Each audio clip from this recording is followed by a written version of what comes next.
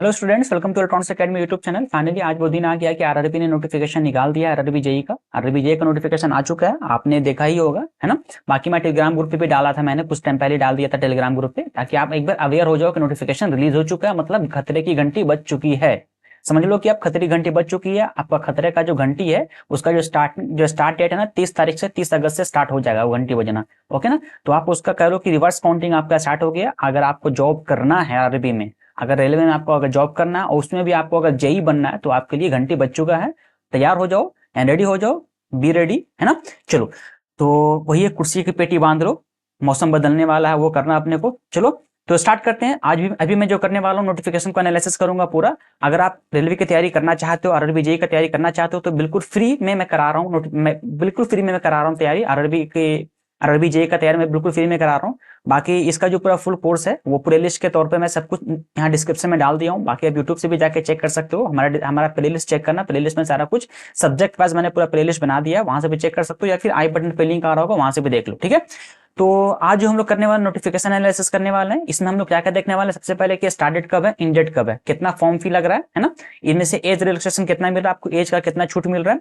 And then फिर इसका syllabus क्या है, सिलेबस का चेंज हुआ कि नहीं हुआ, सिलेबस वही है जो मैं पढ़ा रहा हूँ, वही चीज मैं यहाँ पे बताने वाला हूँ जो नोटिफिकेशन में दे रखा है, ठीक है ना। एंड देन कितना जोन में, कौन से जोन में कितना पोस्ट है, तो सभी कुछ मैं पूरा डिटेल कंप्लीट एनालिसिस करूंगा। वीडियो के साथ बने रहिए हमारे साथ, वीडियो में हमारे साथ बने रहिए। तो चलो फिर शुरू करते हैं वीडियो आज का, ठीक है। तो देखो सबसे पहले चलते हैं नोटिफिकेशन में। नोटिफिकेशन में देखो जो इसका इस फॉर्म का स्टार्टिंग डेट है, स्टार्टिंग कब से फॉर्म हो रहा है, ये 30 अगस्त से स्टार्ट हो जाएगा। मतलब आज अगर 27 तारीख है, आज भी मैं जो वीडियो को शूट कर रहा हूँ ये हमारा 27 तारीख है, ठीक है ना। ये 27 तारीख को ये एडवर्टाइजमेंट रिलीज हुआ है। और ये जो इसका स्टार्टिंग डेट कब है, 30 तारीख से ये स्टार्ट हो जाएगा फॉर्म, है ना। हमारा 30 तारीख से ये फॉर्म स्टार्ट होने वाला है, यानी कि 30 अगस्त, ये 2 दिन बाद आज ये स्टार्ट हो जाएगा, यानी कि ठीक है। अगर इसका इन डेट की बात करो तो 29 अगस्त तक इसका लास्ट डेट है। 29 अगस्त मतलब कि अब मान लो कि 1 महीने तक आपको टाइम मिल रहा है। 29 अगस्त 12 बजे तक, 11:59 तक आपके पास टाइम है, आप इस फॉर्म को फिल कर सकते हो। एंड देन अगर मैं बात करूं कि आप इसमें कुछ करेक्शन करना है ना, कुछ ऐसा मॉडिफिकेशन करना है फॉर्म में, तो मॉडिफिकेशन का डेट दे रखा है 30 अगस्त से लेकर 8 सितंबर तक आपके पास डेट है इस वाले फॉर्म को मॉडिफिकेशन करने का। मॉडिफिकेशन डेट इसने रिलीज कर दिया, ठीक है। अगर मैं बात करूं पोस्ट की, तो पोस्ट जो अपने पास है, 2 तरीके से पोस्ट है। एक सुपरवाइजर का पोस्ट आया है ना, एक सुपरवाइजर का पोस्ट आया, एंड देन एक जूनियर इंजीनियर का पोस्ट आया है, ठीक है ना। एक जूनियर इंजीनियर का पोस्ट आया एंड एक सुपरवाइजर का पोस्ट आया है, ओके। अब अगर बात करूं जूनियर सुपरवाइजर की पोस्ट का, तो लेवल 7 का पोस्ट है, एंड जूनियर इंजीनियर का जो पोस्ट है वो लेवल 6 का पोस्ट है। अगर मैं बात करूं सुपरवाइजर का, तो इसका पे स्केल जो है, इनिशियल पे जो मिलेगा 44,900, है ना। 44,900 इसका बेसिक पे है। एंड सिमिलरली जूनियर इंजीनियर का 35,400 बेसिक पे है। अगर मैं एज क्राइटेरिया की बात करूं, जो 18 से 36 साल के है वो दोनों के लिए एलिजिबल है ना। बाकी मैं बात करूंगा इसका कि मेन एक्चुअली इसका क्राइटेरिया क्या है, इसका क्वालिफिकेशन वगैरह क्या है, मैं आगे नीचे बात करूंगा, ठीक है। अगर मैं वैकेंसीज की बात करूं, तो वैकेंसीज जो टोटल सुपरवाइजर की वैकेंसी आई वो टोटल 17 वैकेंसी है, टोटल 17 वैकेंसी आया। और ये सिर्फ गोरखपुर वाले में रहेगा ना, गोरखपुर जो जोन है ना, उस जोन में सिर्फ रहेगा अपने पास, गोरखपुर वाले रीजन में रहेगा अपना 17 वैकेंसी, यानी आप वहीं से भर सकते हो, उससे ज्यादा नहीं भरोगे। बाकी मैं बात करूं जूनियर इंजीनियर की पोस्ट की, ऐसा नहीं कि पूरा टोटल जूनियर इंजीनियर का ही पोस्ट है, इसमें और भी पोस्ट है ना, और भी तरह के, यहाँ पे 2 तरह का और भी पोस्ट है। टोटल मिलाकर 7934 पोस्ट है, मतलब कि 7,934 पोस्ट टोटल रिलीज हो चुका है। यानी मैं बात करूं पूरा कंप्लीट पूरा ये पोस्ट की, तो 7,951 पोस्ट, मतलब अप्रोक्स 8,000 पोस्ट रिलीज हुआ है आरआरबी ने। जो तीसरा नंबर नोटिफिकेशन है 03 का जो नोटिफिकेशन है उसमें रिलीज कर दिया, ठीक है। आगे मूव करते हैं एंड देखते हैं इसके बारे में, इसमें क्या फाइनल ईयर वाले एलिजिबल है कि नहीं है। सर फाइनल ईयर वाले एलिजिबल हैं, कब तक एलिजिबल है, मान लो सपोज कर लो कि फॉर्म का लास्ट डेट आज है ना, तो अगर आपका रिजल्ट कल पब्लिश हुआ है, मतलब उससे पहले पब्लिश है, लास्ट डेट से पहले पब्लिश हुआ है, तो आप उसके लिए एलिजिबल हो, अदरवाइज आप एलिजिबल नहीं हो। यहाँ पे साफ मेंशन कर दिया इन्होंने, क्या बोल रखा है कि जो बिफोर क्लोजिंग डेट है ना, बिफोर क्लोजिंग डेट से पहले अगर जो एप्लीकेशन सबमिट हो रहा है उसका जो क्लोजिंग डेट है ना, उससे पहले अगर आपका रिजल्ट आ जाता है, तो आप इस फॉर्म को भरने के लिए एप्लीकेबल हो, अदरवाइज आप एप्लीकेबल नहीं हो, ठीक है ना, आप एप्लीकेबल हो ही नहीं। यहाँ पे साफ लिख रखा है, ओके। आगे मूव करते हैं, देखते हैं इसके बाद फिर दिन इसमें क्या नेगेटिव मार्किंग है। तो यस, नेगेटिव मार्किंग भी इसमें रहेगा, जो भी पहले स्टार्टेड है जो नेगेटिव मार्किंग तो रहेगा ही रहेगा, है ना। नेगेटिव मार्किंग देखो यहाँ पे दे रखा है, क्या नेगेटिव मार्किंग रहेगा, 1/3 नेगेटिव मार्किंग है। एंड बात करूं इसका कितने स्टेज में एग्जाम होगा, तो 2 स्टेजेस में यहाँ एग्जाम कंप्लीट होने वाला है, ठीक है ना। आपको भी कोई ऐसा डाउट वगैरह है तो आप ये कमेंट सेक्शन में कमेंट करना, मैं उसका रिस्पॉन्स करूंगा, ठीक है। 2 स्टेज में सीबीटी एग्जाम होगा, देन उसके बाद डीवी होगा, एंड देन उसके बाद हमारा मेडिकल एग्जामिनेशन होगा, यानी एमई होगा। यानी टोटल मान लो कि 4 स्टेज में से पूरा सिलेक्शन प्रोसेसर कंप्लीट हो रहा है, ठीक है। आगे मूव करते हैं थोड़ा सा, देखते हैं आगे मूव करके देखते हैं क्या क्या है। बाकी इंस्ट्रक्शन वगैरह दे रखा है, इंस्ट्रक्शन से अपने को कोई मतलब नहीं है, बाकी आप चाहो तो पढ़ सकते हो क्योंकि ये फालतू का टाइम वेस्ट है, ऐसा कोई मतलब नहीं बनता है, ठीक है ना। वो बताता है क्या क्या आपको इसके अंदर में क्या क्या इंस्ट्रक्शन फॉलो करना है, किस तरीके से पोस्टिंग होगा, क्या ट्रेन फ्री पास आपको मिलेगा, फैसिलिटी मिलेगा कि नहीं मिलेगा, किस तरीके से फैसिलिटी मिलता है, मॉडिफिकेशन का डेट दे रखा है, को मतलब इससे नहीं बन रहा है, ठीक है ना। अब मैं बात करूं कि इसमें जो अपना मेडिकल है ना, मेडिकल वाला कभी इशू होता है काफी कि A3 में कौन सा मेडिकल स्टैंडर्ड हो गया, B1 में कौन सा मेडिकल स्टैंडर्ड हो गया, B2 एंड C1 में कौन सा मेडिकल स्टैंडर्ड हो गया, तो सभी कुछ यहाँ पे स्टैंडर्ड को डिफाइन कर रखा है। आप उसके हिसाब से अगर आपके पास अभी भी आप कुछ ऐसा इशू लग रहा है, आपके आंख में ऐसा कुछ प्रॉब्लम लग रहा है आपकी बॉडी में, तो जाके चेकअप करा सकते हो। फाइनली खासकर यहाँ पे फोकस करना अपने आंख पर, है ना, आंख पे ज्यादा फोकस करना, ताकि आंख का, क्योंकि डिस्टेंस विजन यहाँ पे देखा जाता है 6/9 6/9 वाला रेशियो होना चाहिए आपके पास ग्लास वगैरह, ठीक है ना। तो एक बार आप मेडिकल ट्रीटमेंट कर मेडिकल चेकअप करा लेना। आप कौन कौन से एलिजिबल है, नेशनलिटी की बात करूं तो अगर वो इंडियन है ना, वो इंडियन है या फिर नेपाल है या फिर भूटान के जो लोग रहते हैं या फिर या तिब्बतन जो है कोई तिब्बत के लोग रहते हैं, तो वो सभी लोग यहाँ पे एलिजिबल है, इस फॉर्म को फिल कर सकते हैं, ठीक है, इसमें कोई ऐसा दिक्कत नहीं है। अब अगर मैं बात करूं, सपोज कर लूं कि अगर एज रिलैक्सेशन की बात करूं कि कितने उसको रिलैक्सेशन मिलेगा एज में, मान लो किसी का एज जो है 1836 से ऊपर हो चुका है, किसी का 39 साल हो चुका है, किसी का 40 साल हो रखा है, तो उसको रिलैक्सेशन कैसे मिलेगा। अगर वो कैटेगरी में आते हैं, सपोज वो SC/ST कैटेगरी में आते हैं तो उसे 5 साल का रिलैक्सेशन मिलेगा। अगर वो सपोज OBC NCL के फॉर्म में आते हैं तो उसे 3 साल का रिलैक्सेशन मिलेगा। अदरवाइज मान लो कोई एक सर्विसमैन है तो उसमें एक सर्विसमैन 3 कैटेगरी दिया गया है, UR का हो सकता है या EWS का, OBC का या फिर SC/ST का, इन तीनों में से। तो अगर UR है तो उसको 3 साल का रिलैक्सेशन मिल रहा है, OBC है तो उसे 6 साल का मिल रहा है, एंड SC/ST है तो उसे 8 साल का रिलैक्सेशन मिल रहा है, ठीक है ना। बाकी PWBD का बारे में बात करूं तो उसको UR का 10 साल मिल रहा है, OBC का 13 साल मिल रहा है, एंड देन SC/ST का 15 साल उसको रिलैक्सेशन मिल रहा है। अदरवाइज और भी यहाँ पे दे रखा है सभी कुछ डिटेल्स, उतना अपने को नहीं जरूरत है, जो जरूरत है मैंने बता दिया आपको, बाकी से आगे नहीं कोई दिक्कत है। अब अगर मैं बात करूं कि इसमें एग्जामिनेशन फॉर्म कितना लगने वाला, फॉर्म फी कितना लगने वाला है, तो मान लो सपोज कि सभी स्टूडेंट्स जो है जो ऑल स्टूडेंट्स मान लो 500 रुपए फी देंगे, जिसमें से 400 रिफंडेबल फी होगा, है ना। 400 अगर मान लो सपोज कर लो कि मैंने फॉर्म भरा तो मैं 500 रुपए दिया, ठीक है, मैं फर्स्ट एग्जाम दे दिया, मैं फर्स्ट CBT 1 एग्जाम दिया तो मेरा 400 रुपए पैसा रिफंड हो जाएगा, ठीक है। लेकिन किस कौन को छोड़ के, वो 250 रुपया कौन देने वाले हैं, 250 में सबसे पहले तो आ रहे हैं जो एक्स सर्विसमैन है ना, SC/ST आ गए, एंड फीमेल हो गए, ट्रांसजेंडर हो गए, एंड जब माइनॉरिटीज हो गए, है ना, या फिर इकोनॉमिकल बैकवर्ड कास्ट यानी EBC हो गए, तो ये सब जो कैटेगरी के लोग हैं ना, उसको 250 रुपए ही फॉर्म लगेगा, 250 रुपये एप्लीकेशन फी लगेगा। अब यहाँ पे थोड़ा सा मैं क्लियर कर दूं, SC/ST तो क्लियर है पूरा, एक सर्विसमैन जो कहीं जॉब कर रहे होंगे उसने फी छोड़ दिया, तो एक सर्विसमैन हो गए तो उन लोगों के 250 रुपये लगेगा। फीमेल जो कैंडिडेट्स हैं, जो लड़कियां हैं, ठीक है ना, जो अपने को फॉर्म भर रही हैं वो, तो उनको 250 रुपये लगेगा। बाकी ट्रांसजेंडर, आपने नाम सुनिएगा ट्रांसजेंडर के बारे में, ठीक है, तो उसको 250 रुपये लगेगा। एंड माइनॉरिटीज हो गए जैसे मुस्लिम, सिख, SI, ये जो रिलीजन आते हैं ना, उसको 250 रुपये लगने वाला है। एंड देन जो EBC के अंडर कैटेगरी में आते हैं उसे भी 250 रुपया लगेगा, ओके ना। बाकी अब ये 250 रुपया कब रिफंडेबल 250 रुपया, ये फर्स्ट एग्जाम देने के बाद आपको ये पैसा जो रिफंड हो जाएगा, ओके। आगे मूव करते हैं। अगर मैं बात करूं पेमेंट का, तो पेमेंट तो ऑनलाइन मोड में ही होगा, ऐसा कोई मतलब नहीं बनता, ठीक है। देन आगे मूव करते हैं, आगे मूव पे देखते हैं क्या क्या दे रखा है यहाँ पे, ओके। देन आगे यहाँ पे क्राइटेरिया वगैरह दे रखा है, किस तरीके से रिजर्वेशन मिलेगा, क्या रिजर्वेशन क्राइटेरिया है उसका। आगे देखो मैं पूरा फुल तरह का पूरा का एनालिसिस कर रहा हूँ, पूरा एडवर्टाइजमेंट का एनालिसिस कर रहा हूँ और किस तरीके से एडवर्टाइजमेंट को देखना चाहिए। यहाँ पे अगर आप कहीं जॉब कर रहे हो तो वहाँ पे नो ऑब्जेक्शन सर्टिफिकेट लगाना पड़ेगा आपको, है ना। कोई परमानेंट एम्प्लॉय है कहीं पे जॉब कर रहे हैं तो उसको ऑब्जेक्शन सर्टिफिकेट NOC आपको देना पड़ेगा, आपको सबमिट करना पड़ेगा NOC, ठीक है ना। ये आपको ध्यान रखना, NOC पूरा आपको देना ही पड़ेगा कहीं पे आप परमानेंट जॉब कर रहे हो। अब अगर मैं रिक्रूटमेंट प्रोसेस की बात करूं, जो प्रोसेस होता है रिक्रूटमेंट प्रोसेस, वो 3 मैंने बोला था कि 2 स्टेप में एग्जाम हो रहा है, उसके बाद DV होगा, देन उसके बाद मेडिकल होगा। तो पहला CBT 1 एग्जाम हो गया, देन सेकंड हमारा CBT 2 एग्जाम हो गया, देन DV हो गया, देन मेडिकल हो गया, ठीक है। टोटल 4 स्टेजेस में आपका ये कंप्लीट हो रहा है। तो CBT 1 आपका पूरा fully technical non technical based हो गया, एंड जो सेकंड CBT 2 जो हमारा रहेगा टेक्निकल नॉन टेक्निकल दोनों बेस्ड रहेगा। बाकी DV तो आप जानते हो डॉक्यूमेंट वेरिफिकेशन होगा, एंड देन मेडिकल एग्जामिनेशन होगा, ठीक है। अब अगर मैं बात करूं CBT 1 की, CBT 1 में क्या होने वाला, किस किस तरीके से क्वेश्चन पूछेगा, तो जो CBT 1 होगा वो कंप्यूटर बेस्ड टेस्ट होने वाला है, ठीक है ना, कंप्यूटर बेस्ड टेस्ट होने वाला है। टोटल जो 90 मिनट्स आपको टाइम मिलेगा। अब अगर मान लो सपोज PWBD को आप कैटेगरी के स्टूडेंट्स हो या विकलांग वगैरह कैंडिडेट्स हो तो उसे 120 मिनट्स मिलेगा आपको, ठीक है ना।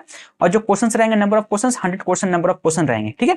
आगे मूव करें, इसका जो सिलेबस है, सिलेबस में अगर देखोगे आप तो सिलेबस इसका जो है ना वो मैथमेटिक्स पूछेगा, है ना, मैथमेटिक्स है, रीजनिंग हो गया, जनरल अवेयरनेस हो गया, एंड देन जनरल साइंस हो गया। ये टोटल 4 सब्जेक्ट आपको पूछ रहा है। 4 सब्जेक्ट का अगर वेटेज की बात करूं तो वेटेज देखो, अगर मैं बात करूं मैथ्स का तो मैथ्स में 30 क्वेश्चन रहेगा, है ना, मैथ्स में 30 क्वेश्चन रहेगा और 30 मार्क्स का ही रहेगा, ओके 30 मार्क्स का रहेगा। अगर मैं बात करूँ रीजनिंग की तो 25 क्वेश्चन देन 25 मार्क्स का, अवेयरनेस की बात करूँ तो 15 क्वेश्चन 15 मार्क्स का, एंड अगर जनरल साइंस की बात करूँ तो 30 क्वेश्चन देन 30 मार्क्स का, टोटल आपको 100 क्वेश्चन हो गया एंड देन 100 मार्क्स हो गया। आपको टाइमिंग मिल रहा है 90 मिनट्स, ठीक है। तो यही हुआ। बाकी इसके अंदर का जो सिलेबस है, सिलेबस मैं बता चुका हूँ। अगर आप 1 से लेकर 10 तक आप कभी ना कभी पढ़ाई की हो, है ना, क्लास 9 10 आपने पढ़ाई किया तो 9 10 तक जो स्टैंडर्ड तक का सिलेबस होता है मैथमेटिक्स का, आपको नहीं पूछेगा। सिमिलरली आपको रीजनिंग, नॉर्मल रीजनिंग पूछता है, उतना ज्यादा टफ नहीं रहता। मेन यहाँ पे आपको डिपेंड करता है कि आप कितना स्पीड से बना सकते हो क्वेश्चंस को, ठीक है ना। अवेयरनेस की बात करूँ तो अवेयरनेस पे ज्यादा हम तो कहते हैं कि अवेयरनेस पे ध्यान मत देना, आप करंट अफेयर्स पे ध्यान दोगे तो ऑटोमेटिक ये अवेयरनेस का जो पोर्शन है कंप्लीट हो जाएगा, ओके। बाकी जनरल साइंस पे ध्यान देना, इसको ध्यान देने की बात यही है जनरल साइंस, क्योंकि इससे आप अच्छा वेटेज है, ये आपको कम से कम 30 नंबर आपको खुद आपके हैंड में रहेगा। 30 नंबर जनरल साइंस हो गया एंड मैथमेटिक्स हो गया 30 नंबर, 60 नंबर तो ऐसा ही हो गया, रीजनिंग हो गया 25 नंबर, 85 नंबर तो आपके पास हैंड में है। अगर आप जनरल अवेयरनेस छोड़ दोगे तो 85 नंबर तो आपके हाथ में है, तो 85 में से कम 70 नंबर तो बना दोगे ना भाई, 15 नंबर छोड़ दोगे 70 नंबर तो बनेगा। तो इतना आपके पास हैंड में, आप उसको अच्छे से करना, ठीक है। आगे मूव करते हैं। मिनिमम क्राइटेरिया दे रखा है, इसको मतलब नहीं बनता, सबको भी पास हो जाता है, बहुत कम ही लोग होते हैं जो फेल करते हैं। अब अगर मैं बात करूं CBT2 की, तो जो CBT2 एग्जामिनेशन है वो देखो 120 मिनट्स का रहेगा, मतलब कि 2 घंटे का रहेगा, और 160 मिनट दिया जाएगा जो PWBD कैटेगरी के स्टूडेंट्स रहेंगे, और टोटल क्वेश्चन जो रहेगा 150 क्वेश्चन रहेगा, ओके ना। अगर मैं इसके सिलेबस की बात करूं, और इसमें जो मैं बता दूं, जो CBT1 का जो रिजल्ट आएगा ना, वो 15 टाइम्स रिजल्ट को लिया जाएगा। मतलब मान लो सपोज कर लो कि जितने वैकेंसीज है ना, उतने वैकेंसीज का 15 टाइम्स को सेकंड स्टेज के लिए आदमी को सिलेक्ट किया, सेकंड स्टेज के लिए स्टूडेंट्स को सिलेक्ट किया जाएगा। यानी फर्स्ट CBT से सेकंड CBT में आने के लिए 15 टाइम्स आपको 15 टाइम्स के स्टूडेंट्स को सिलेक्ट करेंगे, ठीक है। अगर मैं सिलेबस की बात करूं तो जनरल अवेयरनेस रहेगा सिलेबस, फिजिक्स केमिस्ट्री वही 10th स्टैंडर्ड तक रहेगा। आपने जो CBT1 के लिए तैयारी किया था, आपका फिजिक्स केमिस्ट्री यहीं से हो जाएगा, ठीक है। बाकी एक नया पोर्शन स्टार्ट यहाँ पे ऐड होता है, बेसिक कंप्यूटर एंड एप्लीकेशंस के बारे में स्टार्ट हो जाता है, एंड एक इन्वायरमेंटल पोल्यूशन कंट्रोल होता है, एंड एक टेक्निकल एबिलिटी, जो आप जिस ब्रांच से उसके आपका क्वेश्चन पूछेगा, ठीक है। तो जनरल अवेयरनेस आपने जो CBT1 के लिए तैयारी किया था वही सेम कुछ सेम ही रहेगा। फिजिक्स एंड केमिस्ट्री जो आपने 10th स्टैंडर्ड के किया था, आपने CBT1 के लिए तैयारी किया था, वो सब कुछ सेम ही रहेगा। लेकिन अगर मैं बात करूं बेसिक कंप्यूटर एंड एप्लीकेशन का, तो अगर आप टेक्नीशियन की तैयारी कर रहे हो, RRB टेक्नीशियन ग्रेड 1 की तैयारी कर रहे हो, तो सब कुछ सेम ही सिलेबस है। अगर आप सिलेबस का एनालिसिस करोगे तो यही सेम सिलेबस है, वहां टेक्नीशियन का भी सिलेबस सेम ही दे रखा है।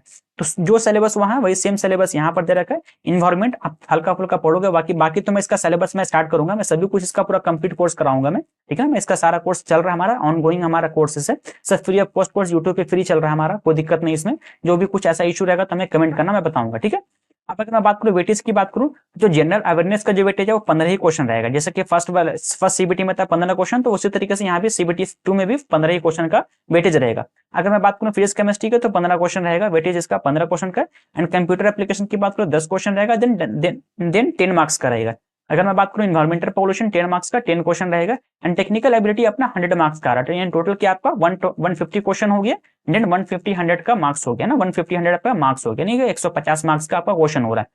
अब जो मान लो सपोज कर लो, ये टोटल मैंने सेकंड CBT के बारे में बताया, ठीक है। अब सेकंड CBT का जो टेक्निकल एबिलिटी का क्वेश्चन आता है, यहाँ ब्रांच वाइज सभी को दे रखा है कि कौन सा ब्रांच किसके लिए एलिजिबल है। जैसे सपोज कर लो कोई बंदा अगर mechanical engineer, mechanical and allied engineering है, तो उसके अंदर में इतने सारे ब्रांच अगर हैं कोई, तो ये सब सारे को एलिजिबल है ना। मैकेनिकल इंजीनियर किसी ने बोल दिया तो उसमें प्रोडक्शन भी आ गया, ऑटोमोबाइल भी आ गया, मैन्युफैक्चर वाला भी आ गया, है ना, मैकेट्रॉनिक्स भी आ गया, इंडस्ट्रियल इंजीनियरिंग भी आ गया, सब कुछ उसके अंदर आ गया मैकेनिकल के अंदर। उसी तरीके से similarly electrical and allied engineering हो गया, इलेक्ट्रॉनिक्स एंड अलाइड इंजीनियरिंग हो गया, है ना। आगे मूव करते हैं, देखते हैं थोड़ा सा, बाकी सब कुछ उसी तरीके से, इसमें कोई ऐसा दिक्कत नहीं है। अब देखो यहाँ पे क्वालिफिकेशन दे रखा है CMA के लिए, है ना, जो एक तरह का जो पोस्ट था ना ऊपर वाला CMA के लिए, तो क्वालिफिकेशन क्या BSc होना चाहिए, केमिस्ट्री एंड फिजिक्स में BSc अगर कर रहे हो क्या, तो इसके लिए आप एलिजिबल हो, ओके ना। आगे मूव करें, देखते हैं थोड़ा सा नेक्स्ट आगे क्या दे रखा है। ओके, यहाँ पे शॉर्ट करने का दे रखा है, बाकी इसको पढ़ लेना, ऐसा मतलब नहीं। यहाँ पे क्या करेगा, नॉर्मलाइज के बेस पे इसको शॉर्ट करेगा, है ना, नॉर्मलाइज के बेस पे इसको शॉर्टलिस्ट करेगा। आगे मूव करते हैं, देखते हैं थोड़ा सा। यहाँ पे इसका नॉर्मलाइजेशन का फॉर्मूला दे रखा है, फॉर्मूला से कोई मतलब नहीं है, जब मार्क्स वगैरह आएगा तो देखा जाएगा, उस टाइम फॉर्मूला के बारे में बता दूंगा, ठीक है। बाकी इसने DV का बता रखा है प्रोसेसर, तो पहले CBT1 CBT2 निकाल लो, उसके बाद DV करोगे, ठीक है, इसलिए कोई दिक्कत नहीं है।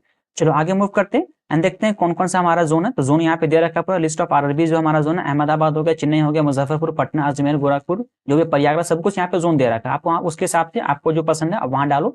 मॉडिफिकेशन का मैंने बताया कि मॉडिफिकेशन का डेट कब से है, 30 तारीख से लेकर 30 अगस्त से लेकर शायद में भी 8 या 9 सितंबर तक था ना, उसको देख लेना, ओके।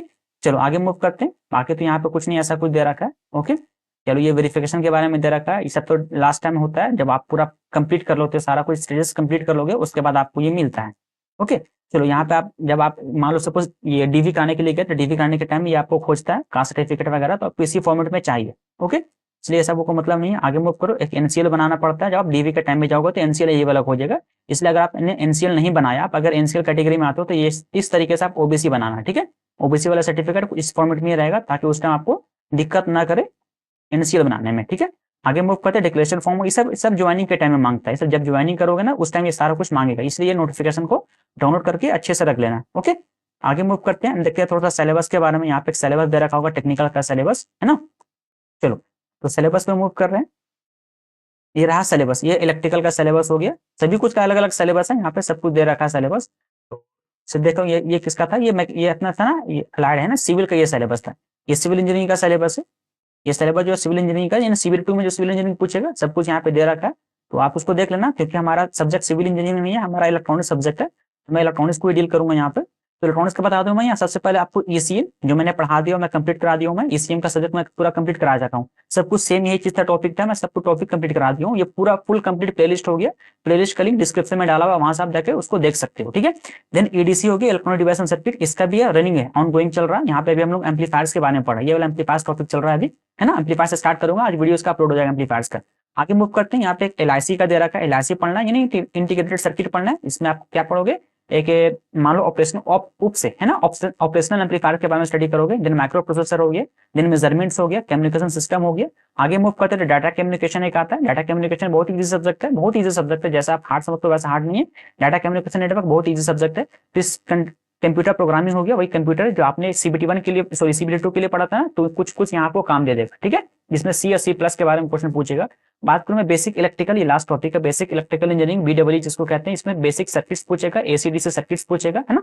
तो सारा कुछ मैं सिलेबस एनालिसिस कर चुका हूँ, लास्ट टाइम में मैंने सारा कुछ किया। हमारे वीडियोस पे, हमारे चैनल पे जाकर देख लेना, सब कुछ एनालिसिस कर रहा हूँ।